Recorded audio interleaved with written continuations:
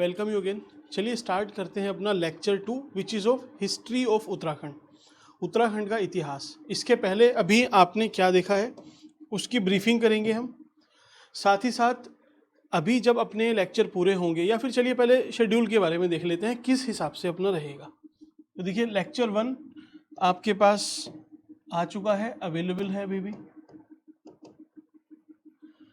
अब इसके बाद दूसरी चीज़, इस वीडियो में हम पूरा ओवरव्यू लेंगे उत्तराखंड की हिस्ट्री का, कंप्लीट एंशिएंट, मेडाइवल और मॉडर्न तीनों हिस्ट्री का एक ओवरव्यू। फिर उसके बाद हम एक वीडियो में कंप्लीट एंशिएंट कंप्लीट करेंगे। दूसरी वीडियो में मेडाइवल हिस्ट्री ऑफ उत्तराखंड, वो भी कंप्लीट हो जाएगी। और एक थर्ड वीडियो में आपका मॉडर्न हिस्ट्री ऑफ उत्तराखंड, ये भी कंप्लीट। तो 3 वीडियो में अपनी पूरी हिस्ट्री कंप्लीट। ये अपना हो चुका है, आज हम इस वाले को देखने वाले हैं। ठीक, इसके बाद ये देन यहाँ तक समझ में आई बात। अब दूसरी प्रॉब्लम क्या है अभी उत्तराखंड में, कि एक डाइकोटोमी है कि सर प्रीलिम के लिए फैक्चुअल पढ़ना है, मेंस के लिए थोड़े कॉन्सेप्चुअल पढ़ना है ना। क्योंकि प्रीलिम के अभी क्वेश्चन मैं आपको दिखाऊंगा। और इन सारी वीडियोस के बाद जो डाउट रहता है कि बुक कौन सी पढ़े, क्या परीक्षा वाणी पढ़नी है या फिर अजय रावत सर की पॉलिटिकल हिस्ट्री ऑफ उत्तराखंड पढ़नी है, वो भी आपका सॉल्व हो जाएगा। दूसरा, आप प्रीलिम के सारे क्वेश्चन जो भी पूछता है अभी तक पूछे गए वो आराम से सॉल्व कर लोगे, जो पूछे जाएंगे वो भी आप आराम से सॉल्व कर पाओगे, कॉन्सेप्ट आपके अच्छे हो जाएंगे। तीसरी चीज़ रहती है कि चलिए प्री तो हो गया, फिर मेंस का क्या। तो मेंस के भी सारे क्वेश्चन मैं खुद यहीं पे आपके साथ डिस्कस करूंगा और आंसर आप खुद से उसके आंसर बना लोगे, इतना इजी हो जाएगा। तो इन तीनों की गारंटी मेरी है, इसमें आपको बिल्कुल भी कुछ एक्स्ट्रा नहीं करना है। बुक की बात है तो देखिए मेरी आपको एक एडवाइस रहेगी, सबसे पहले आप हिस्ट्री के लिए, आप ज्योग्राफी के लिए पढ़ो, इकोनॉमी कुछ भी पढ़ो, लेकिन आपको हिस्ट्री के लिए जैसे परीक्षा वाणी कोई 1 लाइनर बुक है उसको मत पढ़ना, कभी भी मत पढ़ना। आपका मीन्स वो यूज़फुल रहेगी ही नहीं, आपको सही टाइम पे वो धोखा दे जाएगी। ना ही आपके दिमाग में कोई स्ट्रक्चर बनेगा, ना ही उतने सारे फैक्ट आप रिवाइज कर पाओगे।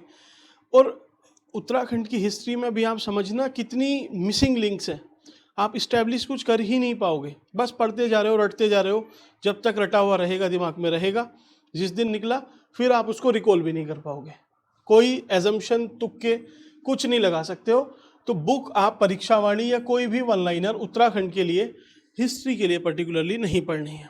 पहली चीज़ क्या पढ़ना है, तो पॉलिटिकल हिस्ट्री ऑफ उत्तराखंड आप पढ़ सकते हैं, अजय रावत सर की बुक है।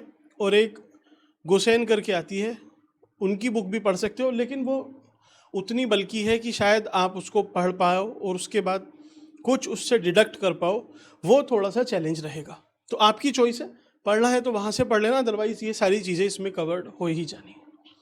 तो चलिए अब स्टार्ट करते हैं अपना ओवरव्यू।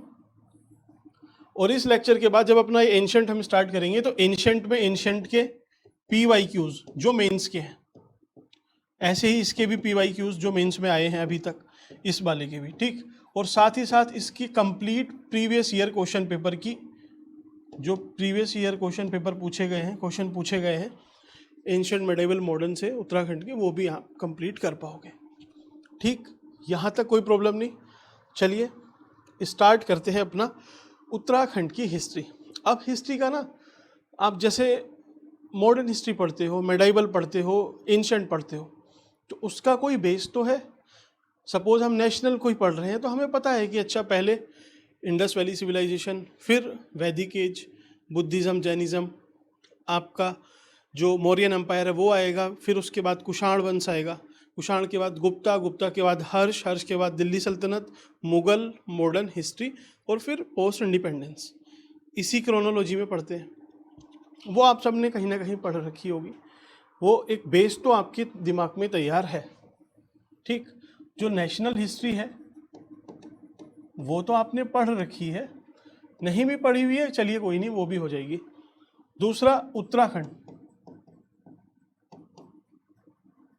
इसके बारे में आपको इन्फॉर्मेशन उतनी नहीं है, लेकिन नेशनल से जब इसको हम कनेक्ट करते चलेंगे साथ ही साथ पैरेलल, तो आपके दिमाग में क्रोनोलॉजी बनाना बहुत आसान रहेगा, है ना। क्योंकि नेशनल की आपको बड़ी बड़ी इवेंट पता है कि अच्छा बुद्धिज़्म के बाद भाई पता है कि चलिए मौर्यन एम्पायर आएगा, उसके बाद कुषाण आएंगे, कुषाण के बाद गुप्ता, गुप्ता के बाद हर्ष, हर्ष के बाद दिल्ली सल्तनत।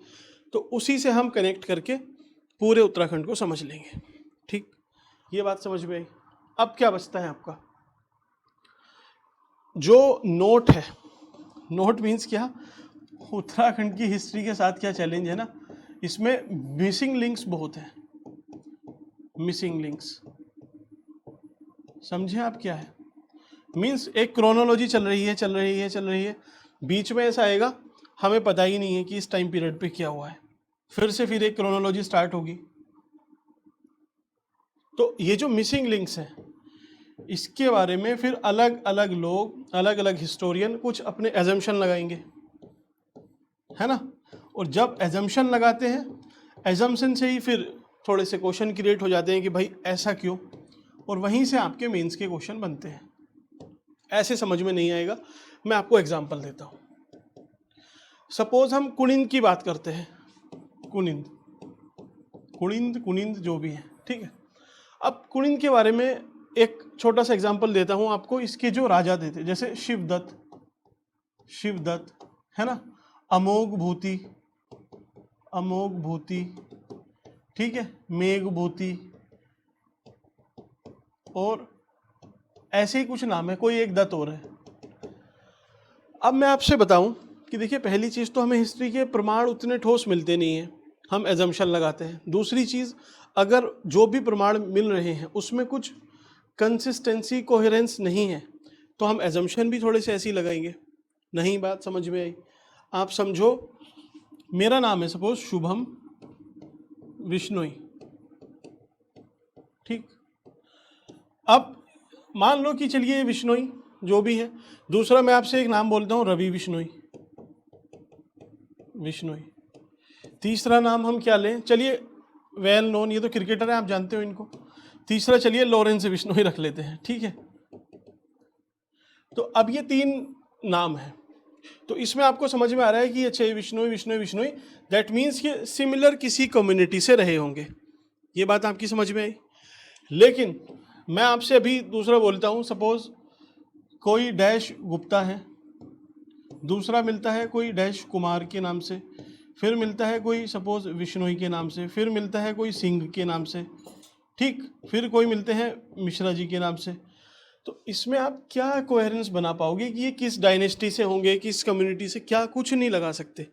यही प्रॉब्लम है कुनिंद के साथ कि इनके जो राजाओं के नाम मिले हैं, इनका अमोघ भूति है, इनका शिवदत्त है, तो दत्त और भूति कुछ आप इससे डिडक्ट कर ही नहीं सकते हो। फिर भी क्योंकि जो कॉइन्स वगैरह हैं वो सब एक ही एज के हैं, तो हम मान लेते हैं कि ये सब एक ही डायनेस्टी से रहे होंगे। फिर यहीं से क्वेश्चन निकल के आता है कि जो कुनिंद थे, ये पहली पॉलिटिकल पावर थे उत्तराखंड में। इस पे आपको कमेंट करना है। तो पहली के ऊपर क्यों पूछा, क्योंकि यहाँ पे डाउट है कि भाई ये थे भी या नहीं थे। जहाँ पे हिस्टोरियंस में डिफरेंसेस हैं वही तो पूछा ना। ये मेंस में आपके 2024 का क्वेश्चन है, ठीक है।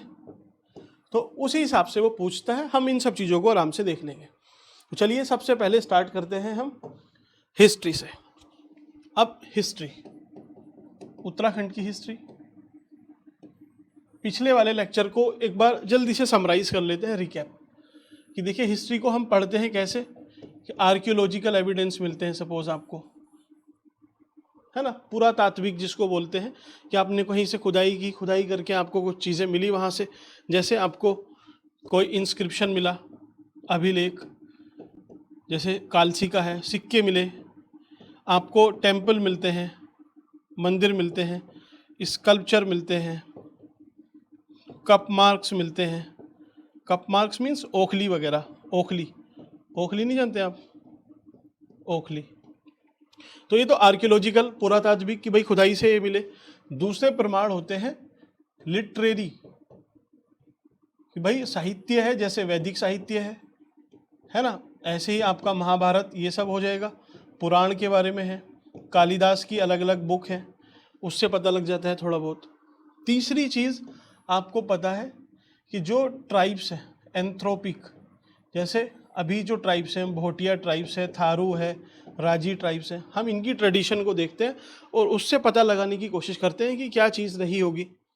फिर हम ऐसे ही क्लाइमेट या फिर ज्योग्राफिक फैक्टर उनको देखते हैं कि अच्छा ज्योग्राफिक फैक्टर यहाँ पे अगर ये तराई का क्षेत्र है, पानी ज़्यादा है, तो यहाँ पे हम मान के चल सकते हैं कि लोग खेती करते होंगे उस टाइम पे। खेती में क्योंकि तराई है तो चावल वगैरह ये हो सकता है, और फिर चावल के एविडेंस भी आपको मिल जाते हैं, तो बात आपकी प्रूफ हुई। तो क्लाइमेटिक, ट्राइबल, ये सब हुआ।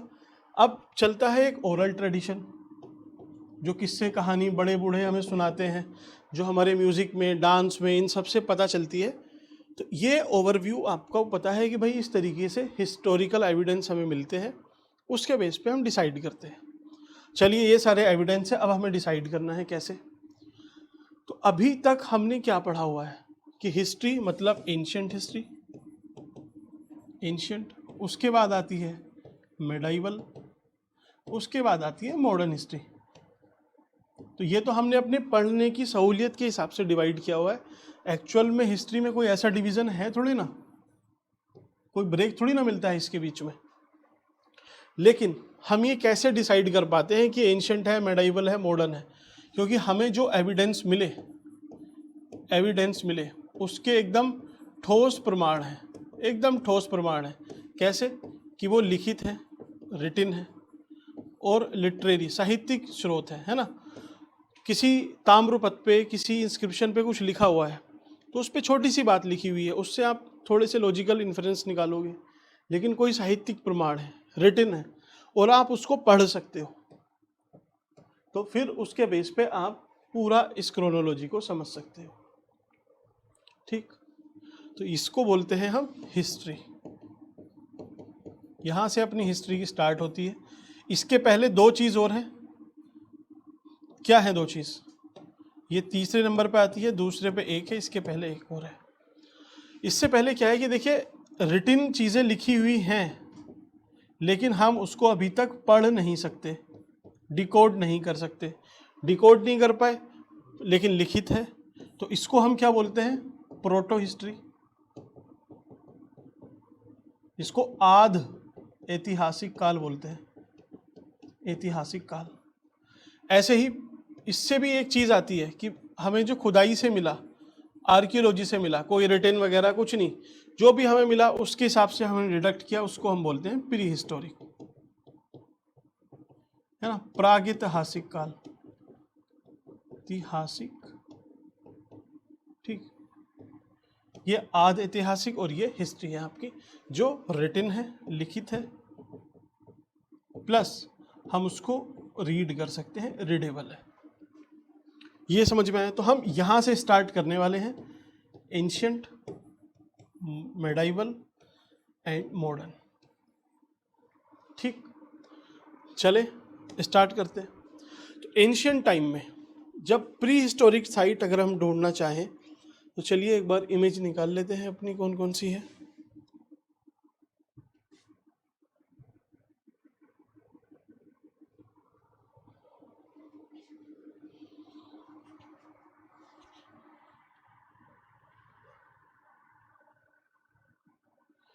ये इमेज आपको दिख रही है,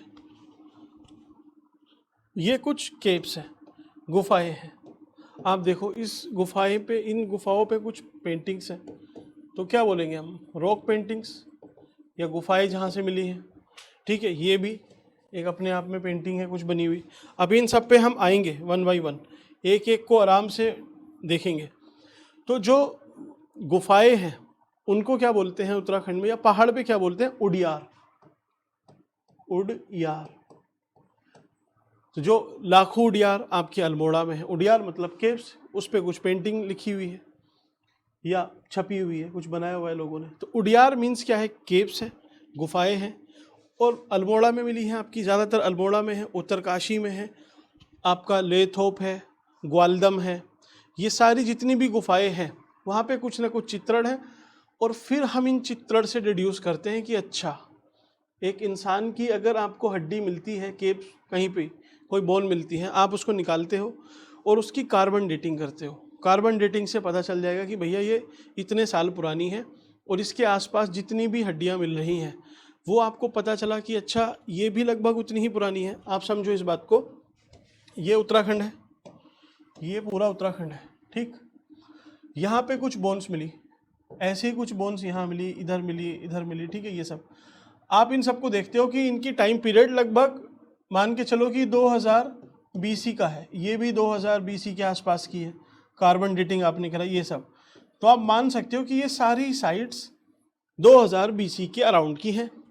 यहाँ तक कोई प्रॉब्लम नहीं। लेकिन आप गुफाएं हैं, इनको कैसे देखोगे? इसकी क्या चट्टान का कोई सैंपल भेजोगे, उससे पता करोगे? सोच के बताना, आप कैसे पता लगाओगे कि ये कितनी पुरानी है? आपको दिख तो रहा है कि इस पे कुछ बना हुआ है, ये आदमी है, औरत है, जो भी है नहीं पता हमें, लेकिन कुछ ना कुछ बना हुआ तो है। आप पता कैसे लगाओगे कि ये कितनी पुरानी है? इसका चलिए आप पता लगा सकते हो इस रॉक की लाइफ क्या है, कब की है। तो जब ये रॉक थी, चट्टान थी, ज़रूरी थोड़ी है कि तभी से पेंटिंग बनी हुई है इस पर। तो आप खुद सोचो कि ये कैसे पता लगाएंगे। तो असल में क्या करते हैं, सपोज़ ये आपने देखा कि अच्छा रॉक की गुफाएं हैं और यहाँ पे कुछ बना हुआ है, आप देखोगे कि इंडिया में या किसी और जगह पे क्या लगभग इसी तरीके की गुफाएं हैं? पता चलेगा हाँ गुफाएं हैं, जैसे मध्य प्रदेश के भीमबेटका में। अच्छा वहाँ पे क्या बना हुआ है? वहाँ भी लगभग सिमिलर सी चीज़ बनी हुई है।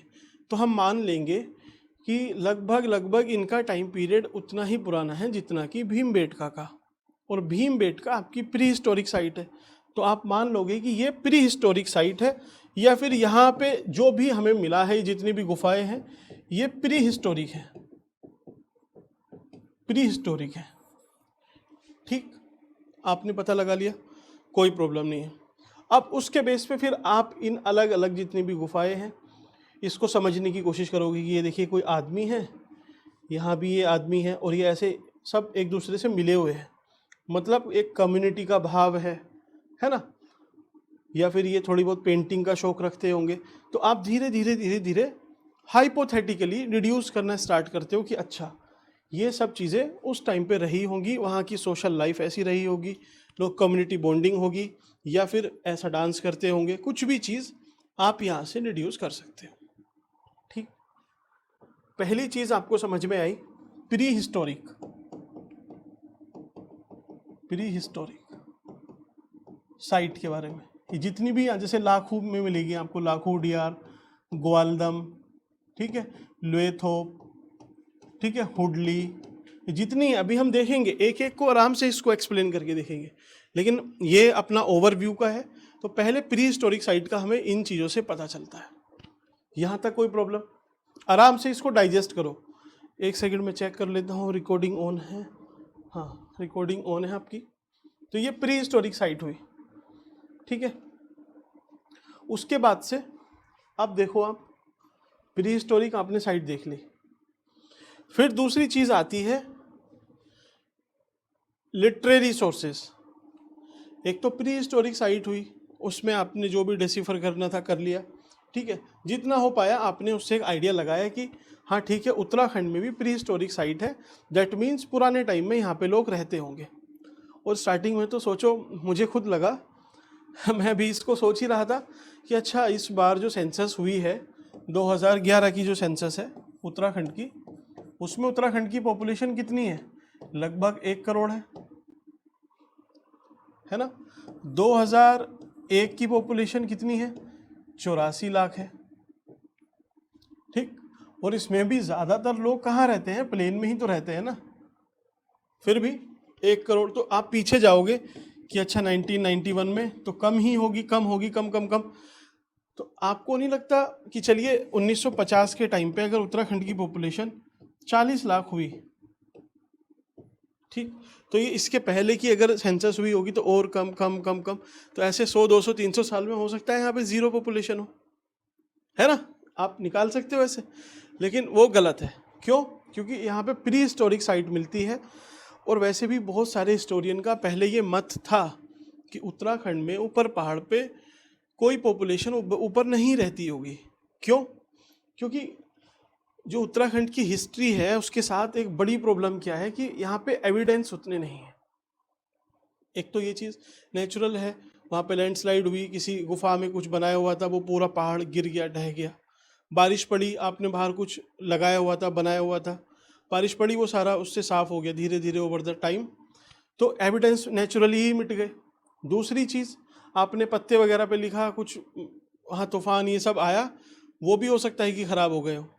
तो एक तो नेचुरली वहाँ की कंडीशन ऐसी है कि एविडेंस को स्टोर करना एक चैलेंज है। दूसरी चीज़, अगर चैलेंज नहीं भी है तो जब ये गोरखा आए तो इन्होंने क्या काम किया कि अब हम प्रशासन करेंगे।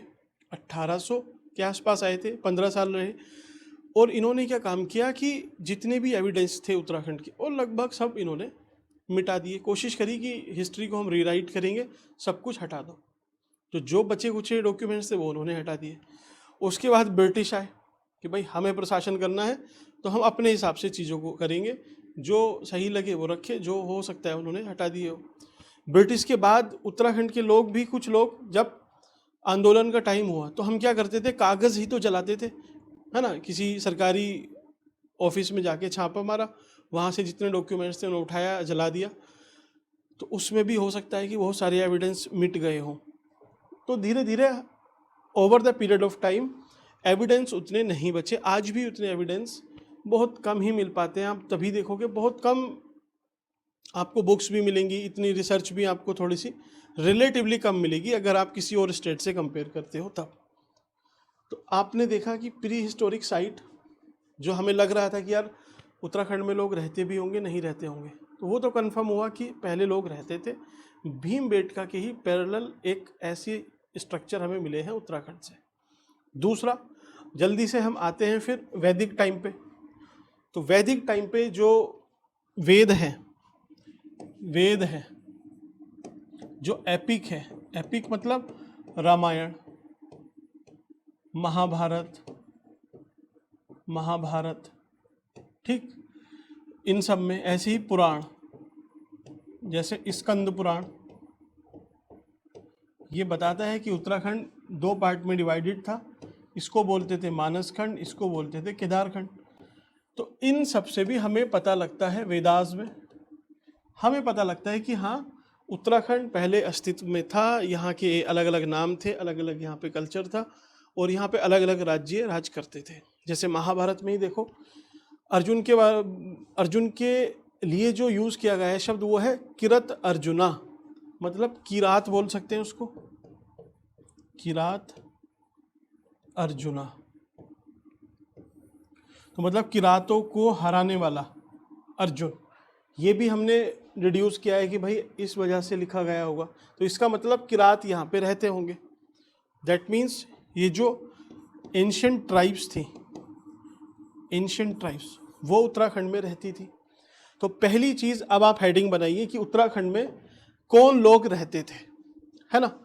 अभी हमने प्री हिस्टोरिक साइट देखी तो इससे हमें पता लगा कि लोग तो रहते थे, पेंटिंग वेंटिंग बना रखी। कौन लोग रहते थे, तो उनका नाम डालिए। सबसे पहले फर्स्ट नाम था कोल्स, कोल, कोल, कोल ही बोल सकते हैं इसको, हिंदी में लिख लेना, क्योंकि इंग्लिश में तो बाद में ट्रांसलेट किया है कोल,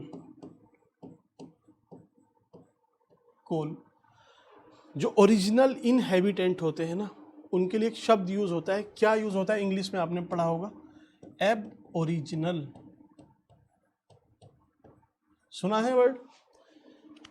एबोरिजिनीज भी बोलते हैं, एबोरिजिनल भी बोलते हैं, जैसे ऑस्ट्रेलिया है, या फिर जो मियामी ट्राइब है आपकी ब्राज़ील में, मैक्सिको में, उनको बोलते हैं कि वहाँ के वो ओरिजिनल इनहेबिटेंट हैं, मूल निवासी वही हैं। तो उत्तराखंड में जो सबसे पहले लोग रहते थे उनका नाम था कोल। सारे लगभग कोल ही थे, ऐसा एक मत है। अब चलिए मैप के थ्रू समझते हैं कि इसके बाद होता क्या है उत्तराखंड में। असल में अब क्या होगा, ठीक है,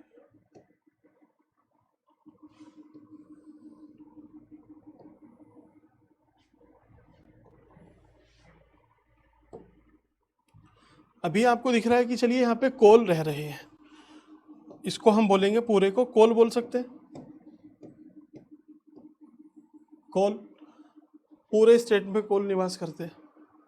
फिर होगा क्या, आप एक स्ट्रक्चर अपने दिमाग में रखो कि असल में होता क्या है हिस्ट्री में। किसी भी भूभाग पे, लैंड एरिया पे कोई एक राजा या कोई एक डायनेस्टी या कुछ भी लोग अगर रूल कर रहे हैं तो थोड़े टाइम बाद उससे लोगों में थोड़ा सा असंतोष क्रिएट होता है, मीन्स डिसकंटेंटमेंट तैयार होता है कि चलिए इनके ये रूल है, हम इन रूल को नहीं मानते, हमें पसंद नहीं है। जैसे हमारे पेरेंट्स ही आज के टाइम पे वो एक स्ट्रक्चर से चले आ रहे हैं।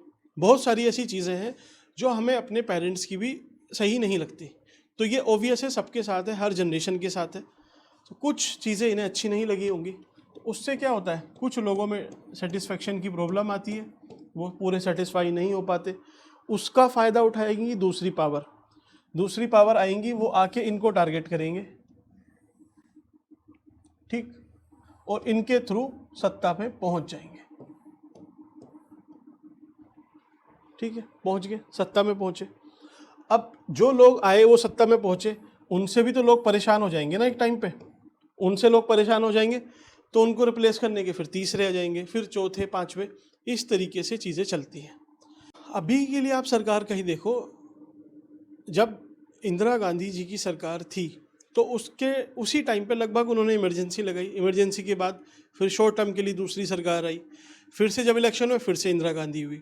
तो मीन्स क्या है कि ये एक सतत रूप से चलता रहता है। फिर कांग्रेस आएगी, बीजेपी कांग्रेस, इस तरीके से चलता रहेगा। लोग उन्हीं लोगों से पहले डिससेटिस्फाई होंगे, फिर सेटिस्फाई, फिर डिससेटिस्फाई, ये सब चलता रहता है। इसी को हम बोलते हैं इनकम्बेंसी, एंटी इनकम्बेंसी। कि कोई एक सरकार है सत्ता में, अगर वो 5-10 साल से है तो कुछ लोग होंगे जो जनरली उससे असहमत ज़्यादा हो जाएंगे, तो उसी को हम एंटी इनकम्बेंसी बोलते हैं। कि भाई जो सत्ता पे बैठे हुए हैं, सत्ता अधिकारी है, उनसे थोड़े बहुत लोगों के टसल रहते हैं और वो धीरे धीरे चाहते हैं कि ये सत्ता में ना रहे, एंटी इनकम्बेंसी। तो सीक्वेंस में चीज़ें चलती हैं, समझ में आई। दूसरी बस एक चीज़ लास्ट आप समझ लो कि सपोज आपका स्टेट बहुत बड़ा है, पावरफुल किंग है, हिस्ट्री में ये रिपीटेड हुआ है कि कोई एक राजा बहुत सशक्त आया, उसके बाद अगर इसकी एज 70-80-100 साल तो है ना, ऐसा तो नहीं है कि अमर है, तो सपोज 100 साल के बाद ही जब ये गया, तो क्योंकि ये बहुत शक्तिशाली, पावरफुल, तेजस्वी राजा है, तो इसके बाद इसके बच्चे या और कोई जल्दी से नहीं आ पाएंगे इसके लेवल पे। वो नहीं आएंगे तो वो वीक ही कंसिडर किए जाएंगे कि भाई कमज़ोर हैं तो कमज़ोरी का फ़ायदा कुछ और लोग उठाएंगे। जो भी लोग होंगे वो कोशिश करेंगे कि हम कैप्चर कर लें। यही उत्तराखंड के साथ रिपीटेड होता जाएगा। इन 2 पॉइंट को आप पूरी हिस्ट्री डिकोड करने के लिए बिल्कुल दिमाग में एकदम सेट कर लेना, लगभग हिस्ट्री ऐसे ही चलेगी। तो हम कहाँ थे, देखिए कोल अपना काम कर रहे हैं बेचारे बढ़िया से, लेकिन कुछ लोग इनसे डिससेटिस्फाई होंगे, उसका फ़ायदा कुछ और उठाएंगे। तो यहाँ से आ जाते हैं तिब्बत की साइड से, तिब्बत से कौन, किरात अटैक करते हैं और ये कोल क्या होंगे, हार जाएंगे। अब यहाँ पे किसका राज्य स्थापित होगा, किरात का। कोल के ऊपर ओवरशैडो इनको कर देंगे किरात। अब किरात के यहाँ पे सिस्टम चलने लगेंगे, कोल किरात, ठीक। तो पहले कोल, दूसरे नंबर पे किरात, तीसरे नंबर पे कौन आएगा। अब किरात में भी कुछ लोग होंगे जो परेशान होंगे बेचारे, तो यहां से आएंगे कौन, खस, हिमाचल प्रदेश है ना उधर, यहां से आएंगे खस। तीसरे नंबर पे आते हैं खस, और खस के बारे में मानते हैं कि खस बहुत लंबे टाइम तक यहाँ पे रूल करेंगे, ठीक। तो इसके बाद आ जाएंगे यहाँ पे किरात को, ये हरा देंगे खस।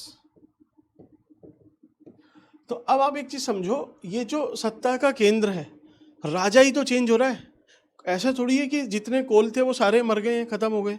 किरात थे तो किरात एकदम इरेजर आपने उस पर लगा दी है, कुछ नहीं बचा है, अब सीधे बस यहाँ पे खस रहेंगे, नहीं, लोग वही रहेंगे, सब वही रहेंगे, लेकिन सत्ता चेंज हो जाएगी। जो रूल बनाने वाले हैं, रखने वाले हैं, वो चेंज हो गए हैं बस।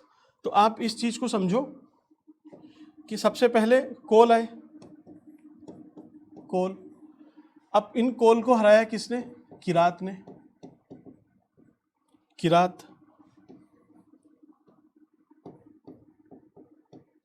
और किरात को कौन हराएगा? खस। तो आप ऐसा समझो कि भाई सत्ता में सबसे पहले कोल थे, फिर आए किरात, तो ये जितने कोल थे सब नीचे चले गए, है ना। इनको इन्होंने स्लेब बना लिया, चेला बना लिया अपना। अब जब खस आएंगे, ये खस आए, सपोज यहाँ पे खस आए, तो ये किरात को नीचे भेज देंगे कि आप भी नीचे चलो, आप और तबके पे रहो, ठीक है। तो यहाँ पे खस भी रहेंगे, तो खस कोल सब रहेंगे, किरात भी रहेंगे, लेकिन जो रूल करेगा वो कौन है? वो खस।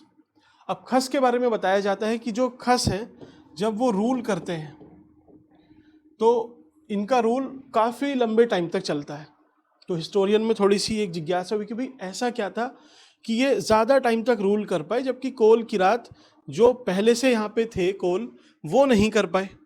तो उसके लिए फिर प्रमाण जुटाए जाते हैं कि जो खस का स्ट्रक्चर था, सोशल स्ट्रक्चर, ये जो सोशल रूल्स थे, सोशल प्रैक्टिसेस थी, वो बहुत इन्होंने स्ट्रॉन्ग बनाई हुई थी, बहुत स्ट्रॉन्ग बनाई हुई थी।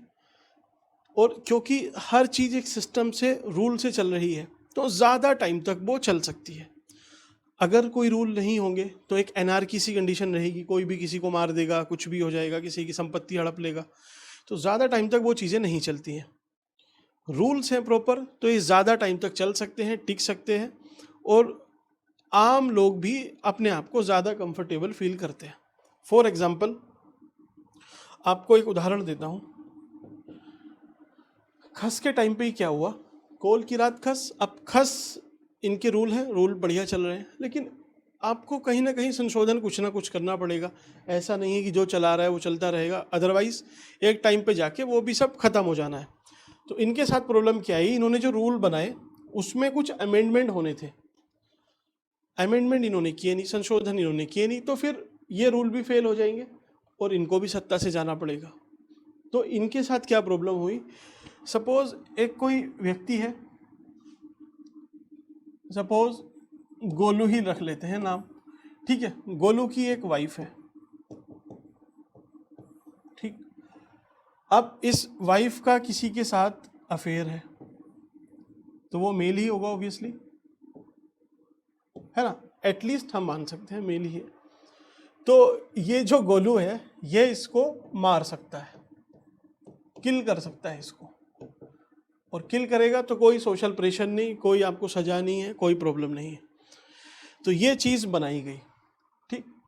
ये खस का मान लो कि एक रूल है। वहीं आप दूसरी तरफ समझो, इसमें लूप होल्स भी तो है ना। लूप होल क्या है, लूप होल इसमें है कि यार देखो ये वाइफ है मेरी, अब ये गोलू है, अब गोलू का किसी से झगड़ा हुआ, सपोज किसी सोनू नाम के कोई लड़का है, ऑफेंड मत होना अगर आपका किसी का नाम है तो, उससे झगड़ा हुआ, ठीक। तो इस गोलू ने इस सोनू को मार दिया, किल कर दिया, ख़त्म कर दिया, मर्डर कर दिया इसका। तो अब आप अगर मर्डर कर रहे हो तब तो आपको सज़ा मिलेगी। तो ये क्या करता है चालाकी से, ये बोलता है अपनी वाइफ से कि वाइफ ऐसा है, आप बोल देना कि आपका इससे कुछ चक्कर था, और क्योंकि चक्कर के चक्कर में आप मारोगे तो फिर कोई केस नहीं है, तो फिर मुझ पे कोई केस नहीं होगा। तो इस तरीके से आप अपनी पर्सनल दुश्मनी भी किसी से निकाल सकते हो। ये एक लूप होल्स था। थोड़े टाइम बाद सब लोग इसका फ़ायदा उठाएंगे, तो जो रूल है, जो सिस्टम है, वो कोलैप्स होना स्टार्ट होगा। काम क्या होना चाहिए था, यहाँ पे संशोधन आप कर देते कि भाई ऐसा नहीं, ऐसे है, ऐसे नहीं, ऐसे है। संशोधन हुआ नहीं, प्रॉब्लम हुई क्रिएट, प्रॉब्लम क्रिएट हुई, तो फिर ये सिस्टम भी इनका खस का कोलैप्स हो जाएगा, ठीक। यहाँ तक बात समझ में आई, कोई प्रॉब्लम यहाँ तक? ऑब्वियसली यहाँ तक ऐसा कुछ इशू नहीं है कि आपको प्रॉब्लम क्रिएट, तो इस तरह का स्ट्रक्चर है। अब असल में होगा क्या, यहाँ पर आप देखो, ये मैं अपना, चलिए फिर से,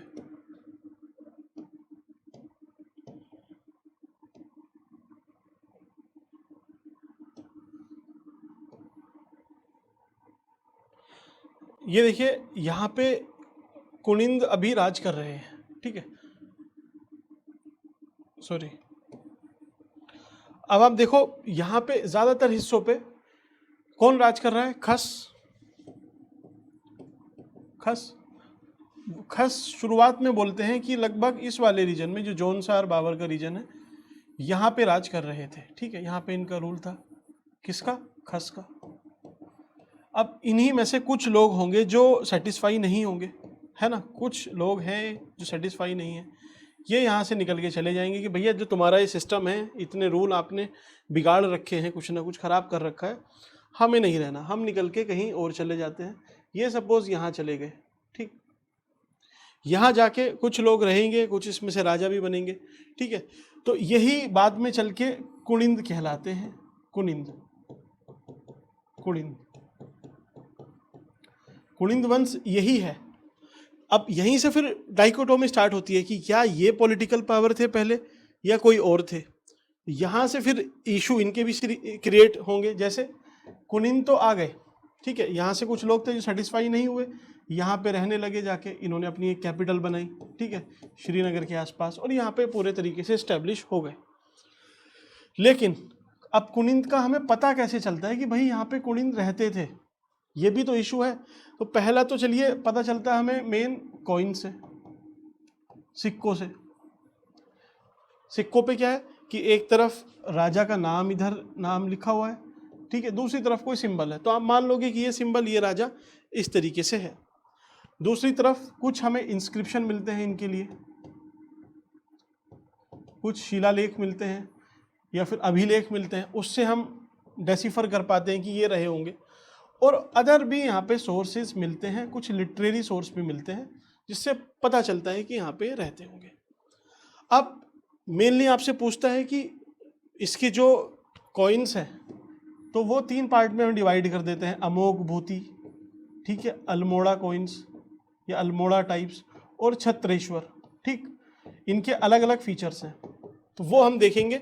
उन्हीं से हमें पता चलता है कि यहाँ ये रहते थे। इनमें सबसे ज़्यादा प्रतापी राजा कौन था? अमोघ भूति। क्योंकि हम पता कैसे लगाएंगे कि ये प्रतापी था?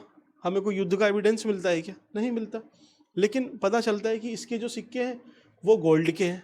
अब जिसके गोल्ड के सिक्के हैं मतलब इकोनॉमी बढ़िया रही होगी, बढ़िया पैसे वाला, पावरफुल रहा होगा, तो इसी को मान लेंगे कि ये बड़ा राजा हुआ होगा इसमें, अमोघ भूति, ठीक। तो कुनिंद यहाँ पे राज करते हैं, कोई दिक्कत नहीं है। कुनिंद तक आपको समझ में आया कि यहाँ पर कौन राज कर रहा है? इस टाइम कुनिंद राज कर रहे हैं, ठीक। अब आपको समझना पड़ेगा नेशनल पर्सपेक्टिव कि ये कब की बात है, आप कब की बात कर रहे हो, है ना। हमें कुछ समझ में ही नहीं आ रहा है बात कब की है।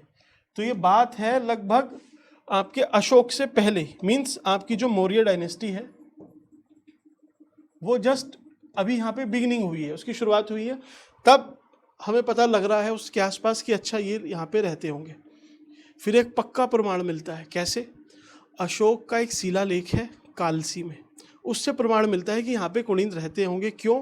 क्योंकि अशोक क्या करते हैं, अशोक, सम्राट अशोक जो मौर्य वंश था, पढ़ा होगा आपने, तो मौर्य वंश के जो राजा थे अशोक, वो यहाँ पे अटैक करते हैं। और अटैक करके क्या करेंगे भाई, यहाँ जो राजा होगा, जो राज कर रहा होगा, उसको सबसे पहले उसको सरेंडर करवाएंगे, है ना। या तो भाई जैसे अभी ईरान के कंटेक्स्ट में आप समझो, ट्रम्प क्या करना चाह रहे हैं कि भाई या तो ईरान सरेंडर कर दे, अपनी हार मान ले, ठीक है, हार नहीं मानोगे तो हमसे लड़ो। क्यों? क्योंकि अमेरिका पावरफुल है। ऑल्दो अभी आज की कंडीशन थोड़ी डिफरेंट है, लेकिन पहले भी लगभग ऐसी। अशोक ने अटैक किया, अटैक करके यहाँ पे भाई कुनिंद रहते हैं, इनसे बोला कि हाँ भाई क्या स्थिति है, युद्ध करना चाहोगे या फिर कर रहे हो सरेंडर।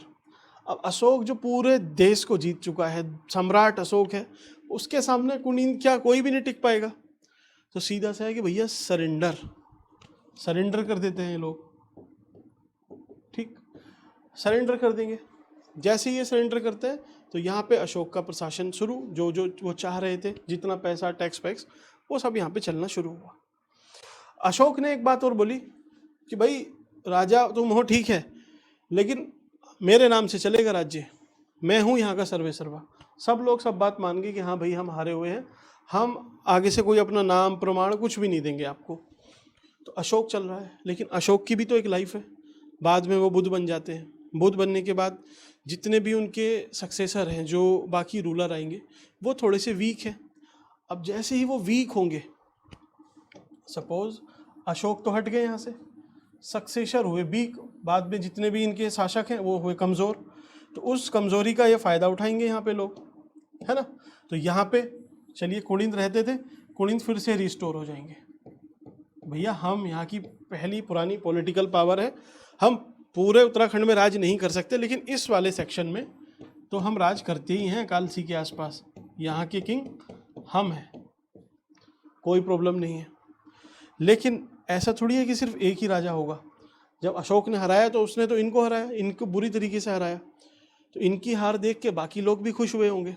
तो यहाँ पे अलग अलग छोटे छोटे राज्य बनना स्टार्ट होते हैं। तो अशोक जैसे ही डेथ होती है, उसके जो सक्सेसर थे वो वीक थे, वो कमज़ोर, तो यहाँ के जो राज्य हैं उनका राइज होना स्टार्ट हो जाएगा, राइज होगा।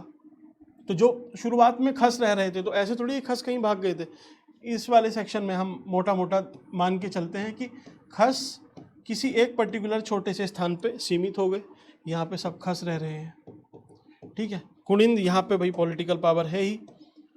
बीच में एक और यहाँ पे बहुत राइज करेंगे, क्या नाम है इनका, योधेय।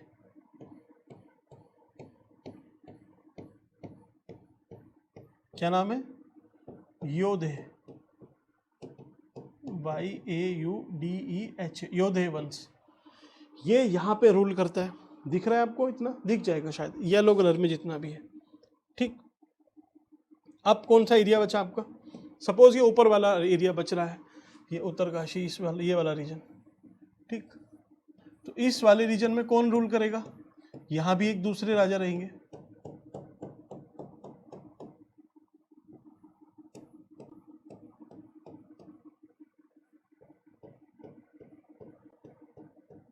क्या नाम है उनका, ओदंबर, AUDEMB, ओदंबर। यहाँ ओदंबर हुए, योधेय हुए, कुनिंद हुए, खस हुए। याद करने में प्रॉब्लम है तो आप पैरेलल ड्रॉ करो कि यहाँ पे इंडिया में कौन कर रहा था इस टाइम पे राज। ये पोस्ट मौर्यन फेज है कि भाई गुप्ता सॉरी, जो अशोक हैं उनकी डेथ हो चुकी है, बाकी की जो किंग हैं वो वीक हैं, वो यहाँ पे आप अटैक कर नहीं सकते, लड़ नहीं सकते, तो ये छोटे छोटे राजवंश यहाँ पे स्थापित हो जाएंगे, ठीक है, कोई दिक्कत नहीं। ये याद करने में दिक्कत है आपको, तो इसके लिए आप एक काम करो, एक देखो पहाड़ पे क्या एक एनिमल मिलता है, याक, याक का नाम सुना है आपने, याक मिलता है ना। तो वाई से योधेय, ए से ओदंबर और कुनिंद, तो याक, YAK, YAK, ठीक। और ये भी खस है के, तो YAK, याक। इससे आप याद रख सकते हो कि अच्छा मौर्य के टाइम पे या पोस्ट मौर्यन टाइम पे ये लोग यहाँ पे रूल कर रहे होंगे, ठीक। यहाँ तक बात क्लियर है। अब इसके बाद क्या फेज आती है उत्तराखंड की हिस्ट्री में, आप नेशनल हिस्ट्री के बारे में एक बार सोचो कि नेशनल में कौन आता है। नेशनल में आता है कौन आपके उस टाइम पे, नेशनल हिस्ट्री अगर आप देखो तो उस टाइम पे लगभग 1 AD या उसके अराउंड 0 के आसपास कौन आते हैं, कुषाण, कश्मीर से कुषाण किंग, बहुत सोने के सिक्के विक्के बहुत ये चलाते हैं।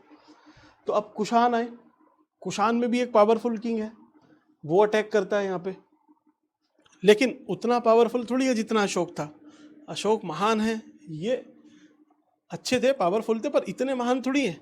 तो ये क्या करेंगे, ये कुनिंद को तो यहाँ से हरा देंगे इनको, ठीक है। कुनिंद को इन्होंने हरा दिया, तो कुनिंद जो पहले से ही उसकी पावर कम हो रही थी, छोटे से एक एरिया में आ गया था, वो लगभग हार चुका है। और ये वाला जो रीजन है, थोड़ा बहुत आसपास का रीजन, तराई वाला रीजन, ये कौन कैप्चर कर लेगा, कुषाण।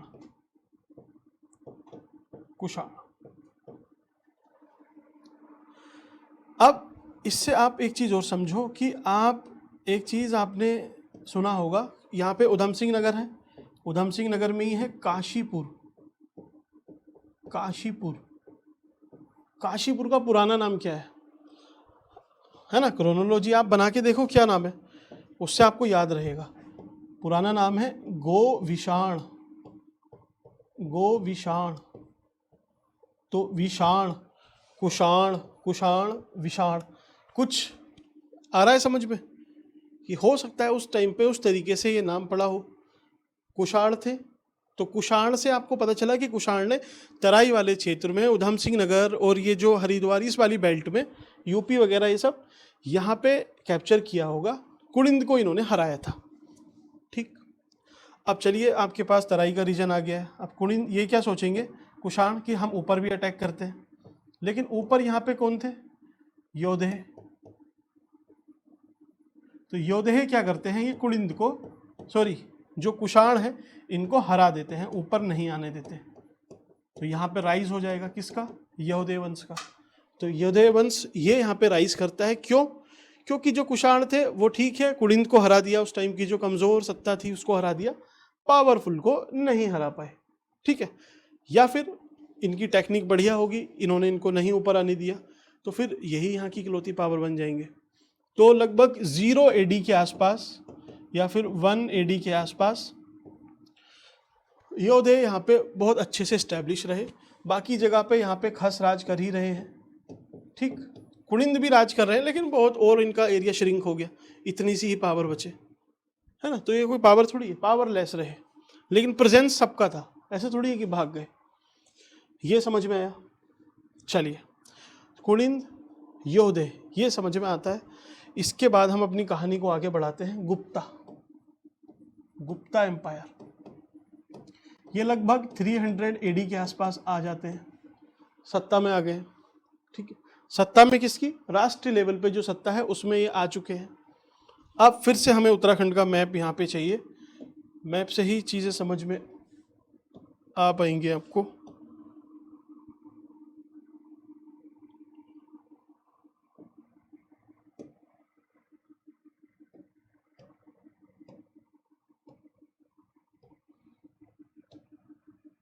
अब आप देखिए, गुप्ता राज कर रहे हैं। गुप्ताओं में एक बहुत प्रतापी राजा आएंगे, क्या नाम है? समुद्रगुप्त का नाम सुना है? Napoleon of India, Samudragupta. Samudragupta ये भी अटैक करेंगे फिर से। अब समुद्रगुप्त तो भाई समुद्रगुप्त है, वो नेपोलियन का नाम उनको दिया गया है तो ऐसे थोड़ी दिया गया, वो यहाँ पे सबको हरा देंगे। और राजा कौन रहेगा कि भाई हम राज करेंगे। ठीक है, गुप्ता इज द किंग। और फिर यहाँ पे लगभग जितने छोटे राज्य थे वो लगभग हमें उनके बारे में कोई जानकारी नहीं मिलेगी, या फिर लगभग वो कोलैप्स हो जाएंगे, कोलैप्स हो गए वो।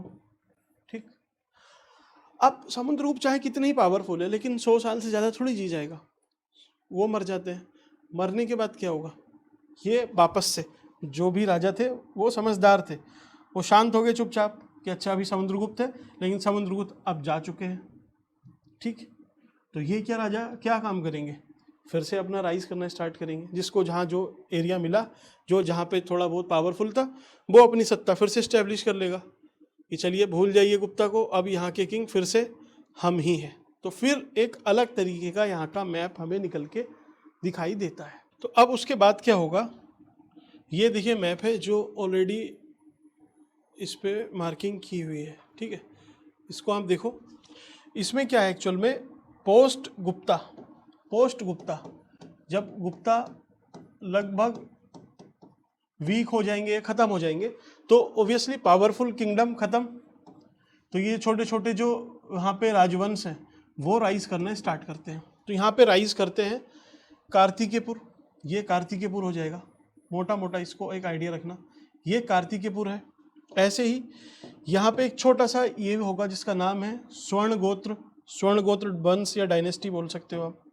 उत्तरकाशी के आसपास नागवंश, नाग डायनेस्टी। ऐसे ही आप देखो खस तो यहाँ ऑलरेडी प्रेजेंट है ही, ये खस हो जाएंगे सारे, इधर खस है, ये खस है।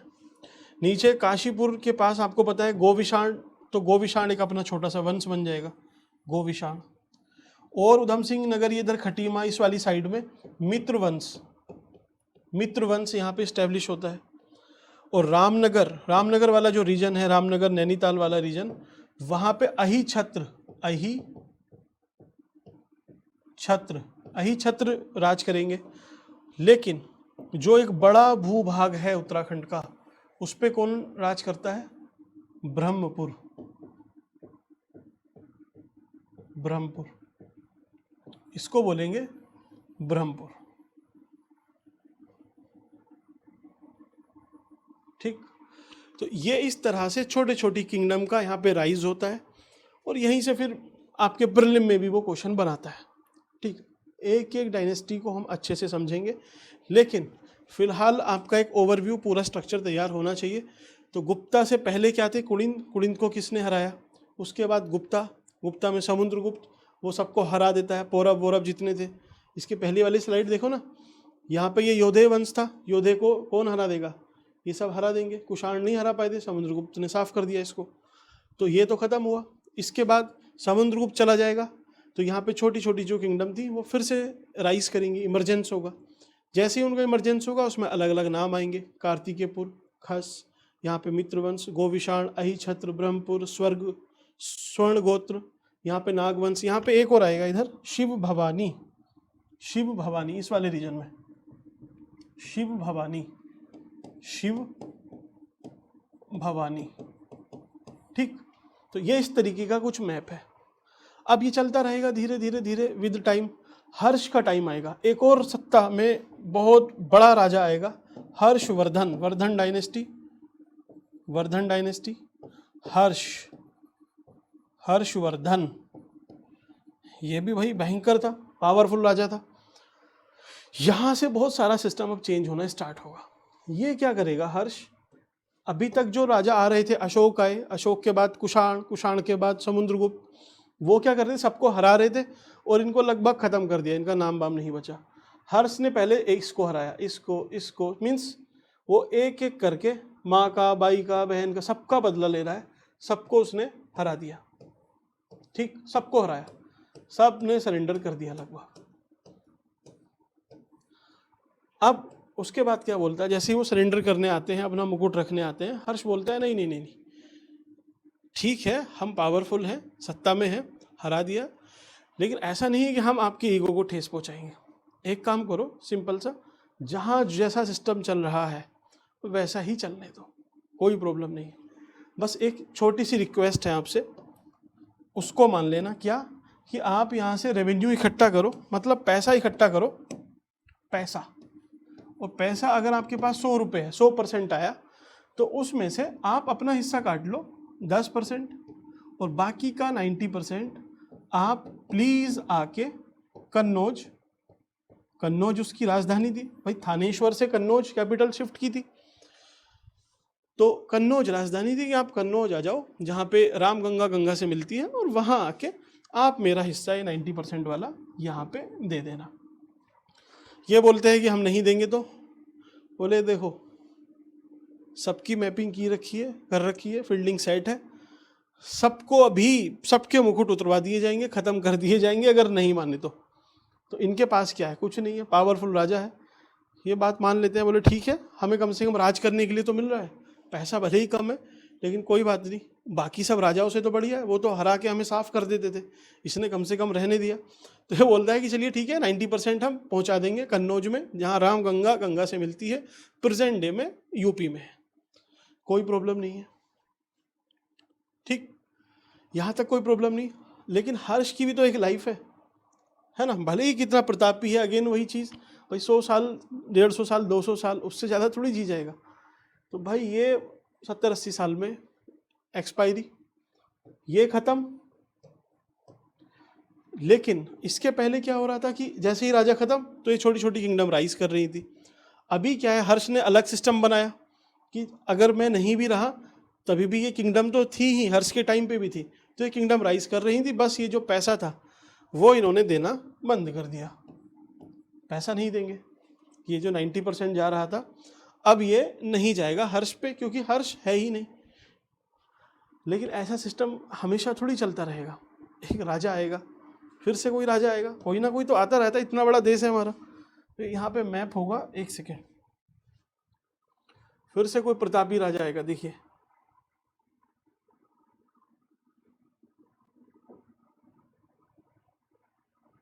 ये हर्षवर्धन का टाइम पीरियड है। ठीक, अब हर्ष के बाद में फिर एक प्रतापी राजा आएगा, ये आपका उत्तराखंड है। कहाँ है उत्तराखंड? इधर है उत्तराखंड। ये मान लेते हैं ये उत्तराखंड है आपका,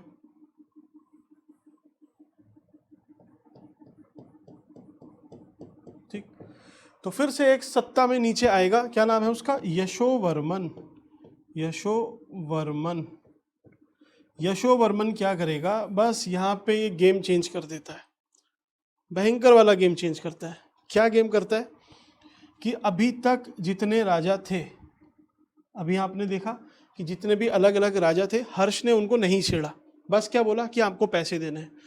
हर्ष एक्सपायर हुए तो उन्होंने वो जो 90% का हिस्सा था वो देना बंद कर दिया। यशोवर्मन आएगा, ये भाई प्रतापी राजा है, इन सबको फिर से हराने के लिए खड़ा हो जाएगा, यहाँ पे पहुँच जाएगा, बोलेगा कि भाई या तो सरेंडर कर दो, या फिर जो सिस्टम चल रहा था हर्ष के टाइम पे वैसा ही सिस्टम चलने दो। तो इनके पास दो ही कंडीशन है, और दो क्या, एक ही कंडीशन है कि भाई सरेंडर ही करना है, नहीं करेंगे तो मारे और जाएंगे। बोलते ठीक है, हर्ष वाला ही सिस्टम रहेगा। लेकिन इसने एक प्रॉब्लम आइडेंटिफाई की, थोड़ा सा होशियार भी था।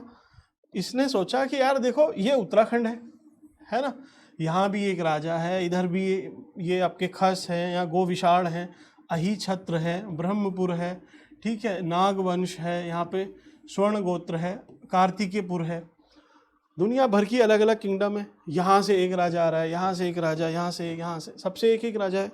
अब ये राजा क्या कर रहा था, 10% अपने पास रखा, 90% किसको दिया, हर्ष को, कन्नौज में जाके। तो ये सारे लोग एक एक करके यहाँ पे जाते थे। अब यशोवर्मन आ जाता है हर्ष की जगह, यशो, तो ये बोलता है कि भाई ये वाला काम नहीं चलेगा, तुम दुनिया भर के हो, भीड़ लगा लेते हो, एक एक दिन आ जाते हो सब, मेरे पास टाइम ही नहीं है, मुझे और भी तो काम करने हैं।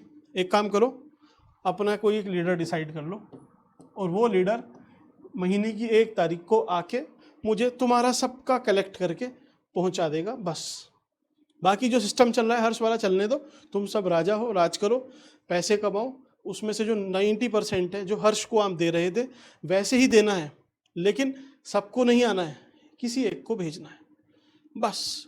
और ये काम सौंपा किसको, वसंत देव, वसंत देव, वसंत देव। अच्छा, आपने हिस्ट्री में एक शब्द पढ़ा होगा, फ्यूडलिज्म, सामंतवाद। सामंतवाद यही तो है कि भाई अपने अपने उसने सामंत बैठा दिए एक तरह से, राजा ने, ये मेरे सामंत है, यहाँ पे इकट्ठा करेंगे, कोई अगर आक्रोश होगा भी तो इनके खिलाफ होगा, मैं यहाँ पे पीछे बैठा हुआ हूँ, हिस्सा मैं ले रहा हूँ सब काम, ये मेरे सामंत है। तो ऐसी ही एक सामंत था ये भी, यहाँ का कार्तिकेयपुर, जोशीमठ। तो वहाँ पे वसंत देव था, ये भाई अपना सारा सिस्टम पहुँचा देता था, जो सिस्टम चल रहा था यशोवर्मन को सबसे पैसे लिए वहाँ पे पहुँचा दिया। तो इसकी जान पहचान भी हुई सबसे, और इन सबको इसने डराना भी शुरू किया कि देखो राजा से सिर्फ मैं ही हूँ जो मिलता है, ठीक है, इकलौता राजा हूँ मैं यहाँ का जो मिलते हैं, बाकी तुम लोग नहीं मिल पाते हो, तो मेरे पास पावर ज़्यादा है, और जो राजा है वो मुझ पर ट्रस्ट भी करता है, तो आपको भी मुझ पर ट्रस्ट करना पड़ेगा, या फिर तुम्हारा एक तरीके से जो नेता है वो मैं ही हूँ। इस बात को क्लियर कर लो अपने दिमाग में, धीरे धीरे ये क्लियर कर भी लेते हैं। फिर एक झोल आता है, क्या होता है कहानी में, फिर से ट्विस्ट। यहाँ पर क्या होता है, जम्मू एंड कश्मीर से एक राजा चलता है, ललित आदित्य मुक्तापीठ। क्या नाम है, ललित आदित्य मुक्तापीठ, ललित आदित्य, ललित आदित्य। तो वो पहले जम्मू एंड कश्मीर का तो राजा है ही, JNK है ऊपर यहाँ पे, वहाँ का राजा है। ये आता है हिमाचल प्रदेश, हिमाचल प्रदेश को भी हरा देता है। फिर नीचे उत्तराखंड, यहाँ पे अटैक करता है। अब जैसे ही अटैक करता है, ये वसंत देव है यहाँ पे, वसंत देव ये पहुँचता है किसके पास, यशोवर्मन के पास, कि भैया आप पैसा ले रहे हो हमसे, अब ललित आदित्य आया है, मांग रहा है पैसे, नहीं तो मारने के लिए बोल रहा है, आप हमें बचाओ। तो यशोवर्मन जाते हैं लड़ने के लिए, और यशोवर्मन खुद ही नहीं बच पाते हैं, इनका खेल यहीं पे खत्म। जीत कौन गया, ललित आदित्य मुक्तापीठ। अब जो जीता वो सिकंदर, सारा सिस्टम वैसी ही है, वसंत देव भी है, लेकिन अब जो राजा है वो चेंज हो गया, जो पैसा इधर जा रहा था अब ये वापस इधर पहुंचाने लगा, ठीक। जब यहाँ पे पहुंचाएगा तो इसकी भी एक लाइफ है भाई ललित आदित्य की।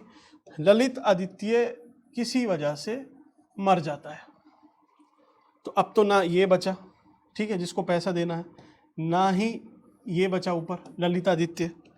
अब कोई बचा तो है नहीं जिसको पैसा मिल जाए।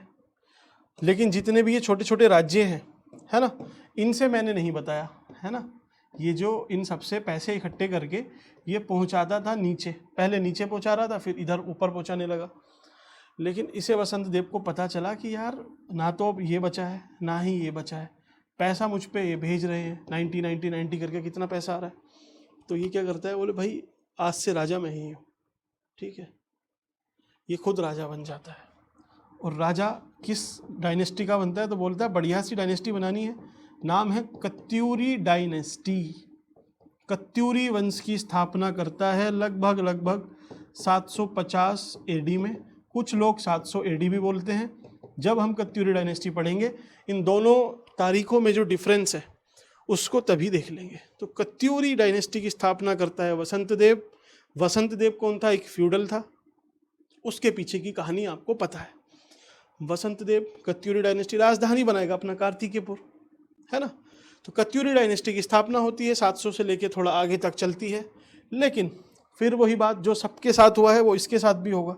भाई जब ललित आदित्य मुक्तापीठ नहीं बचे, ना ही बचे यशोवर्मन, ना हर्ष बचा, ना गुप्ता बचे, ना अशोक बचे, तो ये बच जाएगा। काल तो ऐसी चीज है कि वो सबके सर पे बैठा रहता है। तो भाई ये भी खत्म हो गया, ये भी खत्म हो गया। अब वसंत देव यहां से खत्म, कत्यूरी डायनेस्टी थी। अब एक चीज कि भाई कत्यूरी डायनेस्टी यहाँ पे रूल कर रही है पूरे उत्तराखंड में, अब यही खत्म हो गया है, पावर खत्म। पावर खत्म तो फिर अलग अलग फ्यूडल लॉर्ड स्टैब्लिश होंगे। तो यहाँ पे फिर इसको दो भाग में डिवाइड कर लेते हैं मोटा मोटा। यहाँ पे परमार वंश, परमार कहाँ पे, गढ़वाल में, और कुमाऊं में आपका जो कुमाऊं है वहां पे चंद वंश। ये कुमाऊं है, यहाँ पे चंद वंश की स्थापना होती है। ये इनका टाइम पीरियड क्या रहेगा, लगभग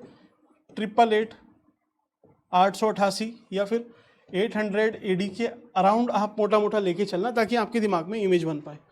और यहाँ से लेके इनके अलग अलग राजा आते रहेंगे, ठीक है। इनके जितने नाम आएंगे सब चंद, लक्ष्मी चंद, ये चंद वो चंद, ये परमार में आएंगे, ठीक।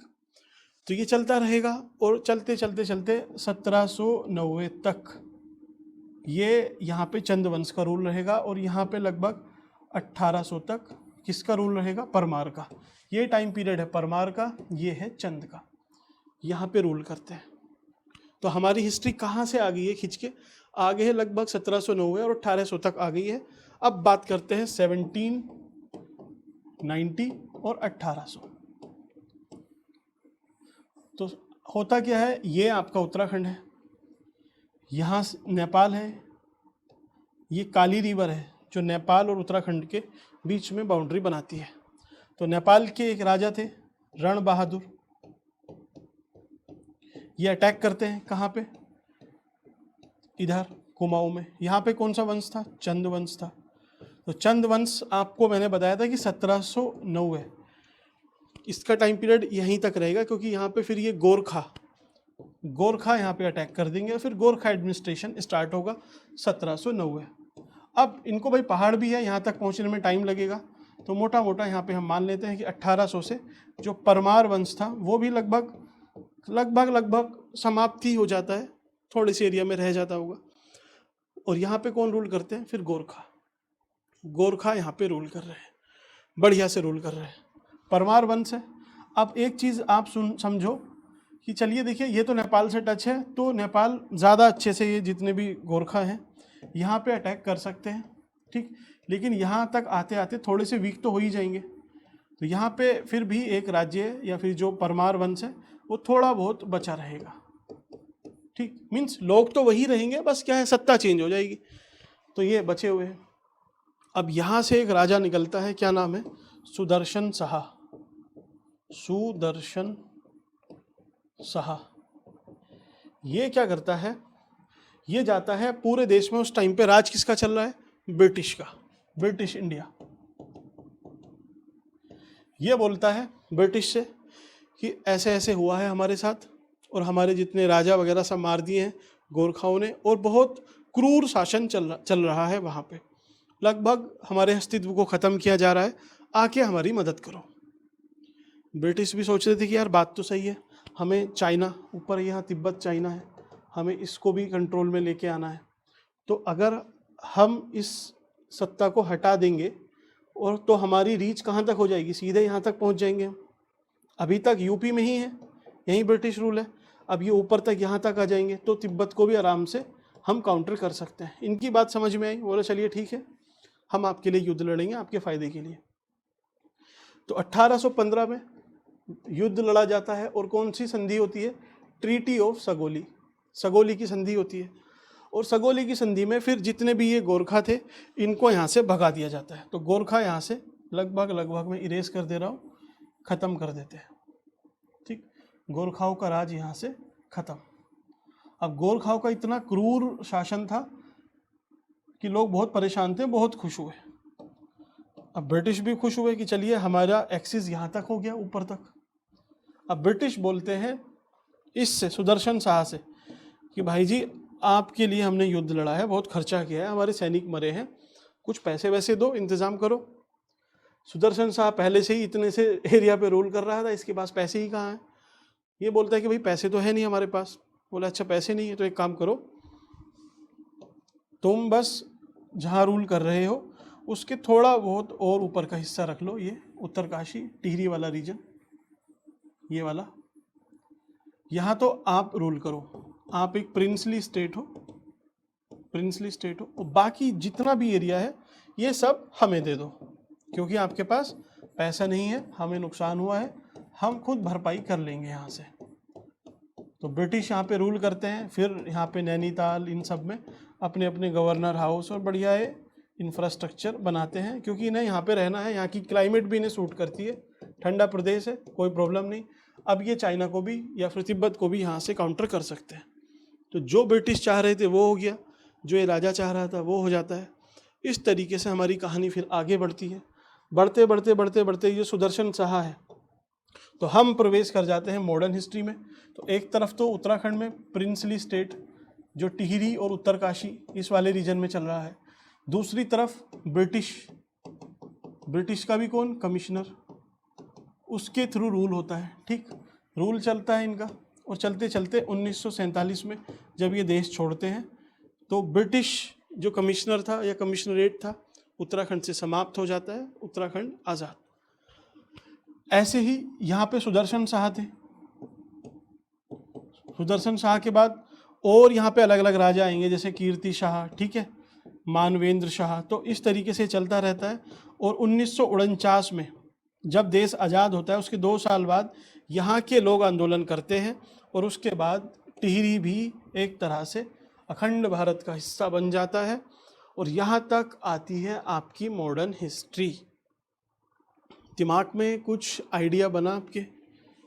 फिर से स्टार्ट करें। प्री हिस्टोरिक टाइम याद है, फिर कोल, किरात, खस ये याद है, कुड़िंद याद है, खस में से ही कुड़िंद निकले। उसके बाद योधे के बाद फिर गुप्ता का टाइम, उसके बाद फ्रेगमेंटेशन होगा, हर्ष आएगा, हर्ष के बाद एक छोटा टाइम पीरियड में पौरव भी आते हैं, उनको भी देखेंगे। पौरव के बाद फिर एक चंद और परमार वंश चलता है, परमार और चंद के बाद गोरखा आते हैं, गोरखा के बाद प्रिंसली स्टेट और मॉडर्न आपका ब्रिटिश एडमिनिस्ट्रेशन।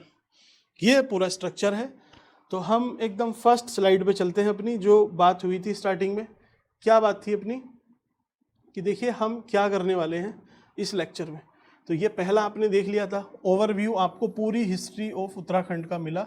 अब हम स्टार्ट करेंगे एंशिएंट से, और उसमें मेंस के PYQs, प्रीलिम के PYQs, ऐसे ही मेडाइवल एक वीडियो में उसके PYQs, और फिर मॉडर्न, 3 वीडियो में पूरा उत्तराखंड खत्म।